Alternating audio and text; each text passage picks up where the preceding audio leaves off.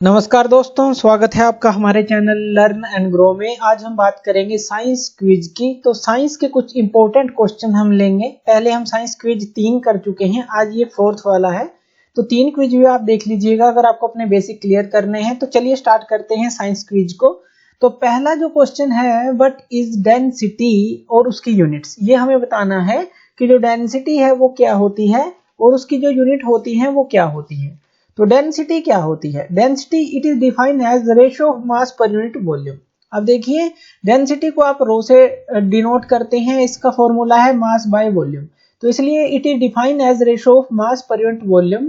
और अगर हम इसकी यूनिट्स की बात करें तो डेंसिटी की यूनिट्स क्या होंगी? देखिए, ऊपर मास है, नीचे जो है वॉल्यूम है, यानी कि मास की क्या हो गई केजी और वॉल्यूम की क्या हो गई मीटर। तो मीटर की क्यूब, यानी कि तो केजी पर मीटर क्यूब जो है इसकी यूनिट रहेगी, मास की केजी और वॉल्यूम की मीटर क्यूब। तो डेंसिटी हमने देख ली और उसकी यूनिट्स देख ली। ये मास पर यूनिट वॉल्यूम है और उसकी यूनिट है केजी पर मीटर क्यूब। तो ऐसा यूनिट रहेगी इसकी केजी पर मीटर क्यूब। ये स्मॉल एम है तो इसको करेक्ट कर लीजिएगा, केजी पर मीटर क्यूब। तो चलिए जो सीजीएस यूनिट की बात करें तो वो होगी हमारी ग्राम। तो ये जी भी यहाँ पे स्मॉल है, तो ये क्या होगी? Gram centimetre cube. ये होगी केजी पर मीटर क्यूब। और सीजीएस में देखें तो किलोग्राम का ग्राम हो जाएगा और मीटर का सेंटीमीटर हो जाएगा, ग्राम पर सेंटीमीटर क्यूब। तो इस तरह से इसकी दोनों यूनिट आप निकाल सकते हैं इस फॉर्मूला के थ्रू। दूसरा, व्हाट इज बायोएंट फोर्स। बायोएंट फोर्स क्या होती है? अब देखिए, बायोएंट फोर्स के बारे में आपने सुना होगा, और अगर नहीं सुना तो जब आपने ये जरूर देखा होगा कि जब भी आप पानी के अंदर कोई चीज डालते हैं, मान लीजिए पानी के अंदर आपने कोई चीज डाली, इसका एग्जांपल ले लेते हैं। जैसे मान लीजिए यहाँ पे एक इस तरह का आपके पास कंटेनर है और उसके अंदर वाटर है। अब आप एक स्ट्रिंग के ऊपर जो है एक स्टोन को बांध लीजिए, या कोई प्लास्टिक की बॉल को बांध लीजिए, या इसी तरह से कोई भी चीज आप बांध लीजिए। जब आप इसको यहाँ पर इसको पार्शली इमर्स करते हैं या फुली इमर्स करते हैं तो यहाँ पे एक अपवर्ड फोर्स लगती है। जैसे पानी में आप कोई चीज, मान लीजिए कोई बोतल को बंद करके अंदर की तरफ डालें तो वो एकदम से ऊपर की तरफ जाती है। ऐसा क्यों जाती है? क्योंकि ये अपवर्ड फोर्स उसको जो है ऊपर की तरफ धकेलती है। अब जो ये अपवर्ड फोर्स होती है, सिंपल सी बात है, यही हमारी बायोएंट फोर्स होती है। तो यही हमारी बायोएंट फोर्स होती है। ये आप समझ गए होंगे बायोएंट फोर्स क्या है। It is the upward force acting on a body when it is, जो अगर हम बात करें पूरी की पूरी होली और पार्शली इमर्स्ड इन वाटर, तो चाहे वो पूरी जो है आप इमर्स कर दें या पार्शली इमर्स कर दें वाटर के अंदर, तो वो हमारी होती है बायोएंट फोर्स, जो अपवर्ड की तरफ लगती है, जो अभी हमने देखा। What is relative density. Density का तो हमने देख लिया, मास पर यूनिट वॉल्यूम है, लेकिन रिलेटिव डेंसिटी क्या है? अब रिलेटिव डेंसिटी के अंदर हम दो चीजें हम लेंगे। एक तो डेंसिटी हम लेंगे उस सब्सटेंस की जिसका हमें जो भी डिवाइड करना है to the density of water 4 degree Celsius के ऊपर अगर हम बात करें, तो यानी कि 4 डिग्री सेल्सियस के ऊपर जो डेंसिटी ऑफ वाटर होगी उससे हम डिवाइड करेंगे किसी भी डेंसिटी ऑफ सब्सटेंस को। अब इसका अगर हम एग्जांपल देखें तो रिलेटिव डेंसिटी क्या है, तो मान लीजिए हम रिलेटिव डेंसिटी को R.D से लिख देते हैं, रिलेटिव डेंसिटी। तो अगर आपको रिलेटिव डेंसिटी जो फॉर्मूला पता है, यानी कि जो डेंसिटी है किसी भी सब्सटेंस की, अब डेंसिटी है मान लीजिए आप लेते हैं सिल्वर की, मान लीजिए डेंसिटी ऑफ सिल्वर की बात कर लेते हैं, डिवाइड बाय, इसको हम क्या करेंगे? डेंसिटी ऑफ वाटर से डिवाइड करेंगे, density of water at 4 degree Celsius, याद रखना है एट 4 डिग्री सेल्सियस पे करेंगे। अब यहां से जो है अगर हम बात करें, जो डेंसिटी ऑफ सिल्वर है वो क्या हो जाती है?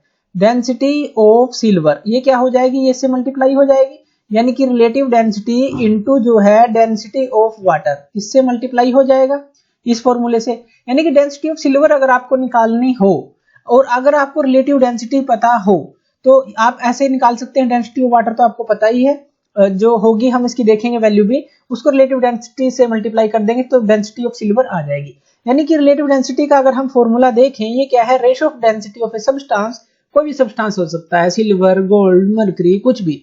रेशियो है ये दो चीजों का, density of a substance to the density of water at 4 degree Celsius. अब इसकी वैल्यू भी हम देखेंगे, आगे डिस्कस करेंगे। तो रिलेटिव डेंसिटी हमारी ये है। 4th क्वेश्चन है, व्हाट इज आर्किमिडीज प्रिंसिपल। इसके अंदर एक और चीज देख लीजिए जो इसकी यूनिट होंगी। अब देखिए, दो डेंसिटीज का रेशो है, एक तो ratio of density of a substance to the density of water. तो दो डेंसिटी का रेशो है, यानी कि जो इसकी यूनिट होंगी वो 9 यूनिट होंगी, यानी कि कोई भी यूनिट नहीं होगी, इसके कोई भी यूनिट नहीं होती, क्योंकि डेंसिटी बाय डेंसिटी क्या हो जाएगा, अगर हम रो बाय रो लें तो कट आउट हो जाएगा, यानी कि कोई भी इसकी यूनिट नहीं होती, ये भी याद रखना है। What is Archimedes principal? Archimedes principal क्या है? अगर आप बाइवेंट फोर्स को जो है जान चुके हैं कि अपवर्ड फोर्स होती है, तो अगर हम बात करें कि अपवर्ड फोर्स लगती क्यों है, वो क्यों लगती है, वो आर्किमिडीज प्रिंसिपल जो है बताता है। जब आप एक बॉडी को पूरा या आधा इमर्स करते हैं लिक्विड के अंदर, तो उसके ऊपर एक फोर्स एक्सपीरियंस होती है। अब वो जो फोर्स एक्सपीरियंस होती है कितनी होती है, जितना उसने फ्लूइड को डिस्प्लेस किया है जब आपने उसको इमर्स किया है वाटर के अंदर या लिक्विड के अंदर। चलिए इसको समझते हैं। अब मान लीजिए आपके पास एक कंटेनर है इस तरह से, और इसके अंदर जो है वाटर है, इसके अंदर जो है वाटर है, मान लीजिए हम वाटर लिक्विड ले लेते हैं, तो यहाँ पे ये क्या है, वाटर है, पानी है। अब आप किसी चीज को, कोई पत्थर है मान लीजिए, उसको डालते हैं इसके अंदर। अब देखिए मान लीजिए ये यहाँ पे आया, तो यहाँ पे ये जितना लिक्विड डिस्प्लेस करेगा, यानी कि जितने लिक्विड को ये धकेलेगा उतने ही इसके ऊपर फोर्स लगेगी। अब जैसे ही आप इसको और अंदर ले जाएंगे तो ये और लिक्विड को की जगह ले लेगा, उसकी जगह ही ले रहा है ये उसको धकेल कर, तो उसके बराबर होती है ये। तो ये आप समझ गए होंगे कि when a body is wholly और partially immersed in a liquid, जब आप लिक्विड में उसको डालते हैं तो उसके ऊपर एक फोर्स लगती है। कितनी लगती है? Equal to weight of the fluid displace, जितना जो है फ्लूइड डिस्प्लेस हुआ है उसका वेट। और ये जो है आर्किमिडीज प्रिंसिपल के द्वारा हम जो है जानते हैं। तो नेक्स्ट क्वेश्चन ले लेते हैं, व्हाट इज ग्रेविटेशन, और उसका जो फॉर्मूला है यूनिवर्सल लॉ ऑफ ग्रेविटेशन का वो क्या है, तो इसके बारे में जान लेते हैं। अब देखिए ग्रेविटेशन जो है इसके बारे में हम जानते ही हैं, ग्रेविटी के बारे में आपने ही सुना ही होगा। तो ग्रेविटी क्या है? It is the force of attraction between any two bodies in the universe. तो ये क्या है? फोर्स ऑफ अट्रैक्शन है दो बॉडीज के बीच में। अब यूनिवर्स के अंदर ये जो है हर एक चीज के अंदर आपको देखने को मिलेगी, छोटी से छोटी चीज में भी, बड़ी से बड़ी चीज में भी। ये तो हो गई हमारी ग्रेविटेशन। अब यूनिवर्सल लॉ ऑफ ग्रेविटेशन क्या है? यूनिवर्सल लॉ ऑफ ग्रेविटेशन होता है हमारा F इक्वल टू G(m)/d²। अब इसको समझते हैं कि ये क्या चीज है। अब मान लीजिए आपके पास दो मास है, एक जो है छोटा है और एक बड़ा है। अब मान लीजिए ये m है और ये स्मॉल m है, ये बॉडी A है, ये बॉडी B है, और इन दोनों का जो डिस्टेंस है सेंटर टू सेंटर अगर हम देखें तो ये जो डिस्टेंस है मान लीजिए ये d है। तो यहाँ पे हम बात करते हैं कि जो फोर्स होगी बिटवीन ये दो टू ऑब्जेक्ट है, ये इनवर्सली प्रोपोर्शनल होगी to the square of the distance between them, यानी कि जो फोर्स है वो इनवर्सली प्रोपोर्शनल होगी to the square of distance between them इसके। और अगर हम बात करें जो फोर्स होगी बिटवीन टू ऑब्जेक्ट्स, ये डायरेक्टली प्रोपोर्शनल होगी प्रोडक्ट ऑफ देयर मासेस, यानी कि इनवर्सली प्रोपोर्शनल तो ये इसके है और डायरेक्टली प्रोपोर्शनल इसके है, सॉरी m, इसको दोबारा लिख लीजिए, m directly proportional m into m, यानी कि ये जो दोनों मासेस हैं इनके जो फोर्स हमारी लगेगी, तो यूनिवर्सल लॉ ऑफ ग्रेविटेशन के अकॉर्डिंग जो फोर्स होगी इन दोनों के बीच में जो लगेगी वो इन दोनों के मासेस के प्रोडक्ट के तो डायरेक्टली प्रोपोर्शनल है और इस डिस्टेंस के इनवर्सली प्रोपोर्शनल है। और अगर हम इन दोनों रिलेशन को देखते हैं, फर्स्ट रिलेशन को और सेकेंड रिलेशन को, तो F हमारा आ जाता है directly proportional m into m/d², यही आएगा क्योंकि m इंटू m यहाँ पे है और ये इनवर्सली प्रोपोर्शनल d² है। अगर आप इनवर्सली प्रोपोर्शनल को हटाते हैं तो यहाँ पे g आ जाता है, तो g m इंटू m/d², ये फॉर्मूला बनता है। अब g जो है यहाँ पे ये क्या है? ये हमारा कांस्टेंट ऑफ प्रोपोर्शनैलिटी है और इसको हम यूनिवर्सल ग्रेविटेशनल कांस्टेंट भी बोलते हैं। तो इस तरह से आप इसको समझ सकते हैं, यानी कि ये फॉर्मूला होता है यूनिवर्सल लॉ ऑफ ग्रेविटेशन का। हमने देखा एक बड़ा मास है, एक छोटा मास है, दोनों आपस में अट्रैक्शन में है, एक दूसरे को ये अपनी तरफ खींचेंगे। d क्या है? इनका सेंटर टू सेंटर डिस्टेंस है। तो F इनवर्सली प्रोपोर्शनल इस डिस्टेंस के स्क्वायर के है और डायरेक्टली प्रोपोर्शनल इन दोनों मास के प्रोडक्ट के है। जब आप रिलेट करेंगे तो ये फॉर्मूला आपको मिल जाता है। तो इस तरह से यूनिवर्सल लॉ ऑफ ग्रेविटेशन का फॉर्मूला भी Gmm/d² आप निकाल सकते हैं। नेक्स्ट क्वेश्चन है, what is the difference between mass and weight? Mass and weight के बीच में क्या डिफरेंस होता है? तो यहाँ पे देखते हैं, मास क्या होता है? Quantity of matter contained in a body, यानी कि मान लीजिए आपकी बॉडी है, उसके अंदर कितना मैटर है अब किसी का जो मास है वो ज्यादा होता है, किसी चीज का कम होता है, तो वो क्वांटिटी ऑफ मैटर के ऊपर है। जैसे आप जो है मान लीजिए शुगर लेने जाते हैं, चीनी लेने जाते हैं बाजार में, तो 1 kg आप मांगते हैं शुगर, तो उसके अंदर कितने दाने हैं और क्वांटिटी ऑफ मैटर क्या है, वही तो चीज है कि उसका मास कितना है। तो मास क्या है, quantity of matter contained in a body, कितना मैटर है किसी बॉडी में।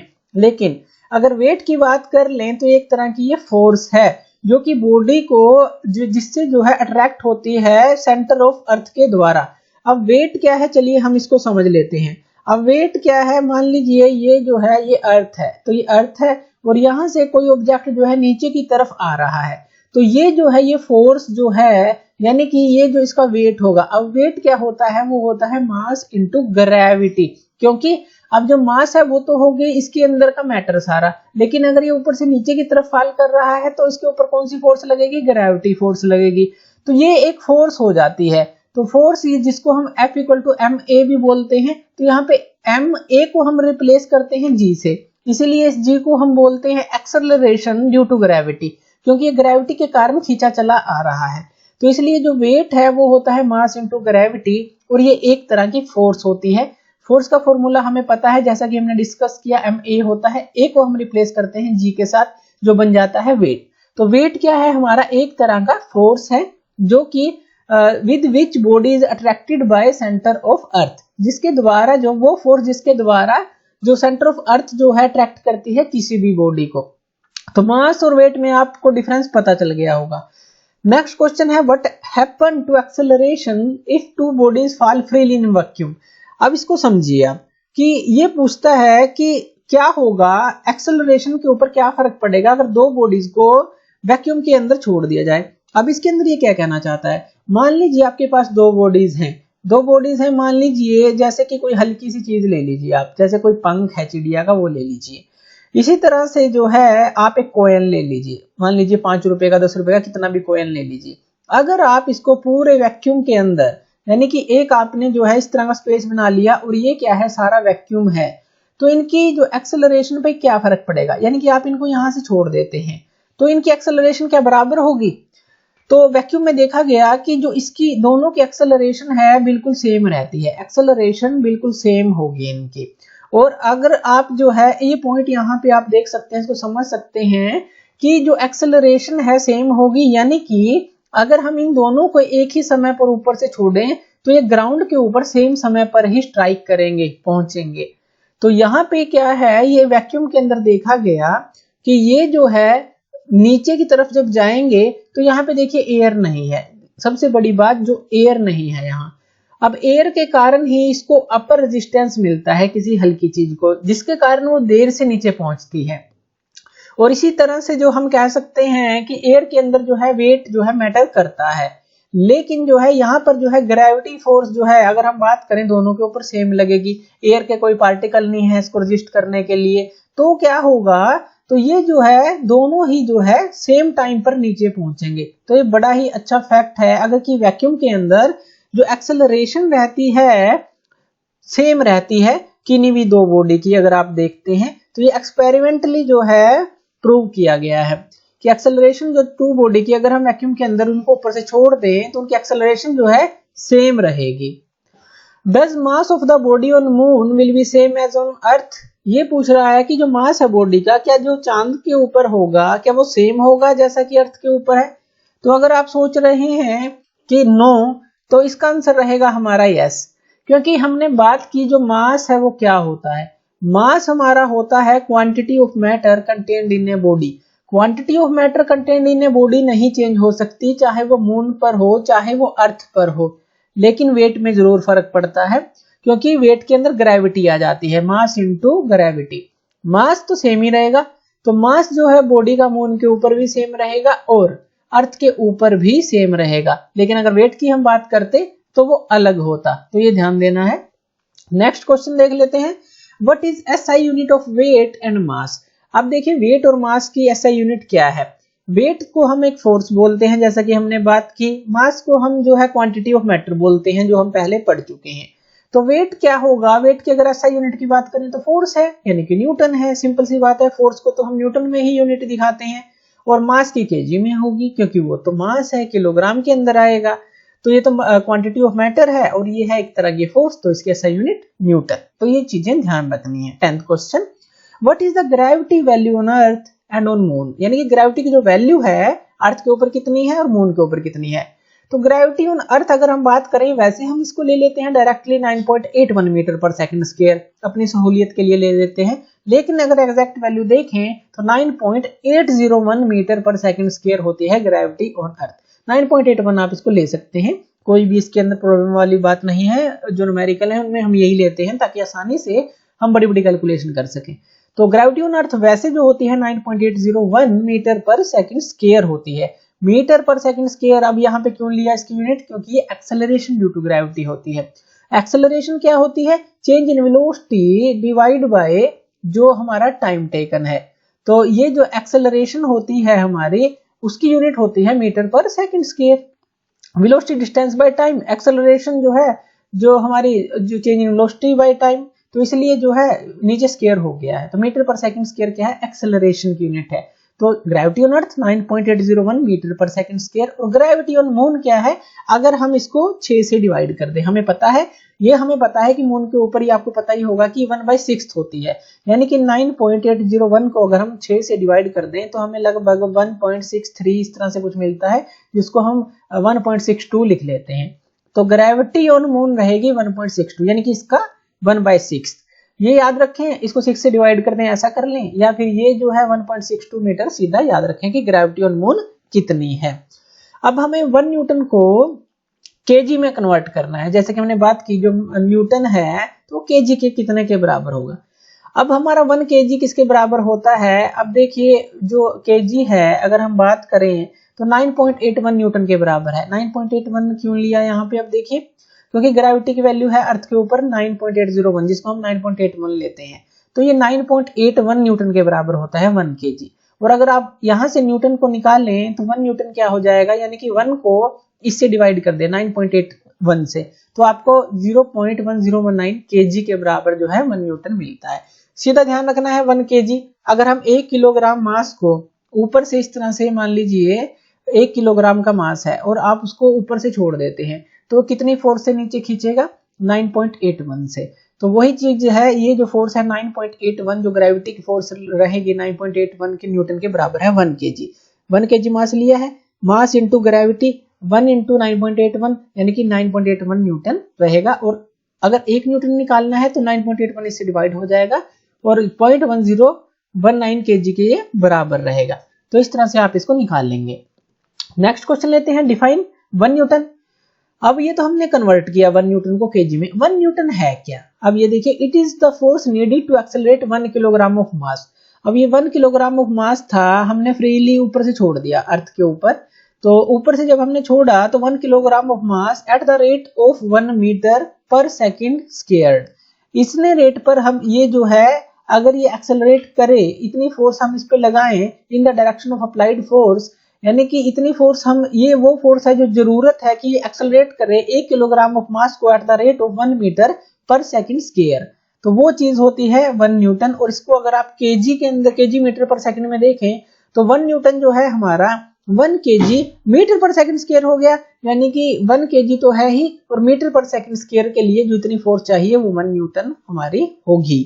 तो इस तरह से कंफ्यूज नहीं होना, 1 न्यूटन को इसमें समझना है कि जो केजी के अंदर कितना है, ऐसे समझ सकते हैं। न्यूटन के अंदर हम 1 केजी को समझ सकते हैं। इसी तरह से 1 न्यूटन को KG metre per second square भी हम बोलते हैं।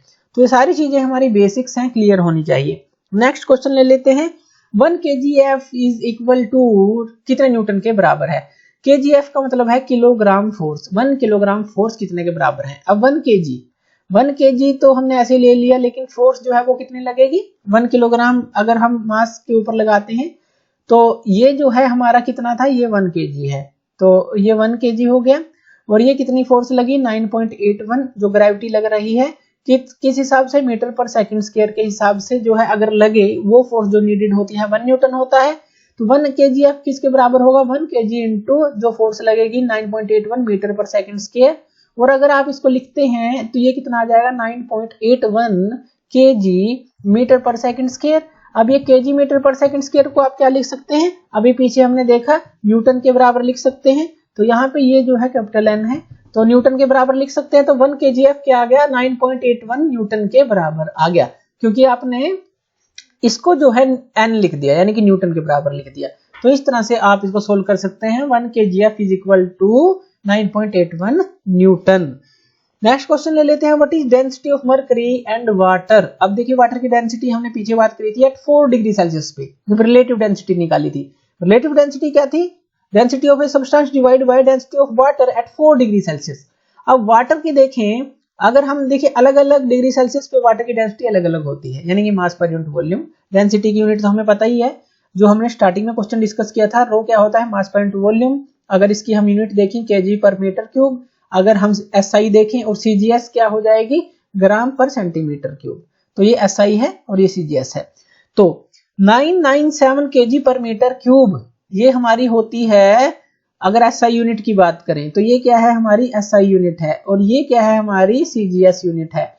अगर हम इसको 1000 से डिवाइड कर देते हैं यानी कि 0.997 ग्राम पर सेंटीमीटर क्यूब, ये 25 डिग्री सेल्सियस पे है, ये ध्यान रखिएगा, ये 25 डिग्री सेल्सियस पे है।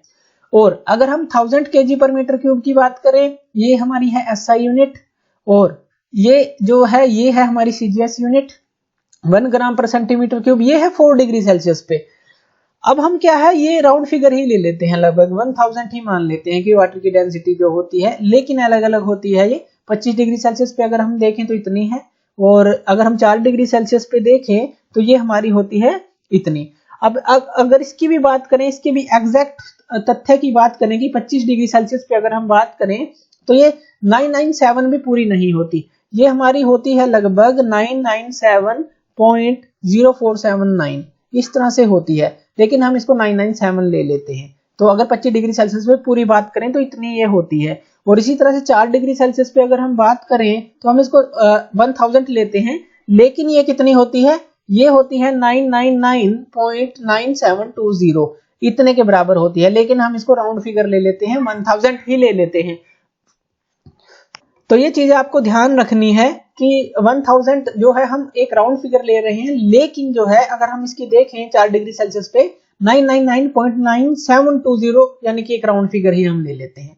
25 डिग्री सेल्सियस पे इतनी होती है, लेकिन हम 997 ले लेते हैं। तो ये चीज थोड़ी सी बेसिक है, आप ध्यान रख सकते हैं अगर रखना है, नहीं तो राउंड फिगर याद रखिए 1000 केजी पर मीटर क्यूब एसआई, और जो हमारी 1 gram per centimetre cube at 4 degree Celsius यही हम ज्यादातर लेते हैं। तो मरकरी की अगर हम बात करें तो ये होता है हमारा 13600 केजी पर मीटर क्यूब। तो केजी पर मीटर क्यूब ये होता है एसआई, ये एसआई यूनिट है। और सीजीएस की बात करें तो ये ग्राम सेंटीमीटर क्यूब 13.6 हो जाएगा, यानी कि आप इसको 1000 से डिवाइड कर देंगे जैसे यहाँ था, तो एसआई यूनिट हो गई, ये सीजीएस 13.6 आप याद रखिए ग्राम पर सेंटीमीटर क्यूब है। और अगर आप 1000 से मल्टीप्लाई करेंगे तो ये आ जाएगा आपका। तो मरकरी की हमारी ये वैल्यू होती है। तो ये सारी चीजें आपको ध्यान रखनी होती है। नेक्स्ट जो क्वेश्चन है, is value of gravity changes from place to place. क्या जो ग्रेविटी की वैल्यू है वो प्लेस टू प्लेस चेंज होती है? अगर आपका आंसर है नो तो आप गलत हैं, इसका आंसर है यस। ये पोल्स पे ज्यादा होती है और इक्वेटर पे कम होती है। चलिए इसको समझते हैं। अब देखिए जो अर्थ है, अर्थ के जो पोल्स हैं वो कहाँ पे हैं, एक ये नॉर्थ पोल साउथ पोल इस तरह से हैं। तो ये क्या है हमारा पोल, और ये भी है पोल। और इक्वेटर क्या है, जो बिल्कुल जो है इसको इक्वेट करता है, यानी कि ये जो है ये इक्वेटर है, तो ये इक्वेटर है चारों तरफ इसके। अब पोल पे ज्यादा क्यों है ये देखते हैं। अब देखिए कोई बॉडी है, अगर वो ऊपर से नीचे की तरफ आए तो उसको ग्रेविटी अपनी तरफ खींचेगी, ठीक है। अब मान लीजिए एक बॉडी जो है इस तरफ खींचे, इस तरफ खींचे उस चीज को, तो क्या ये फोर्स ज्यादा होगी या ये फोर्स ज्यादा होगी? तो ये फोर्स ज्यादा होगी, क्योंकि ये सीधी ऊपर से नीचे की तरफ आ रही है, यानी कि जो पोल है सेंटर ऑफ अर्थ की तरफ जाएगा, तो ये जो है फोर्स, जो ग्रेविटी की फोर्स है वो ज्यादा होगी। लेकिन अगर इस तरफ से इस तरफ अगर देखें तो ये कम होगी। इसके कंपैरिजन में अगर हम करें तो पोल पे ज्यादा होती है, वो इक्वेटर पे कम होती है, इसीलिए क्योंकि ऊपर से नीचे जो है सीधा जो खींचेगा, लेकिन इस तरफ से इस तरफ खींचना जो है वो थोड़ा मुश्किल हो जाता है। और इसीलिए आप कह सकते हैं ग्रेविटी की फोर्स यहाँ पे वीक है, लेकिन यहाँ पे स्ट्रॉन्ग फोर्स रहेगी ग्रेविटी की। तो इस तरह से आप देख सकते हैं कि more at poles and less at equator. तो ये था हमारा साइंस क्विज 4। तो थैंक यू वीडियो देखने के लिए, और इसी तरह के क्विजेस के लिए और इसी तरह के वीडियोस के लिए आप हमारे चैनल लर्न एंड ग्रो से जुड़े रहें। धन्यवाद।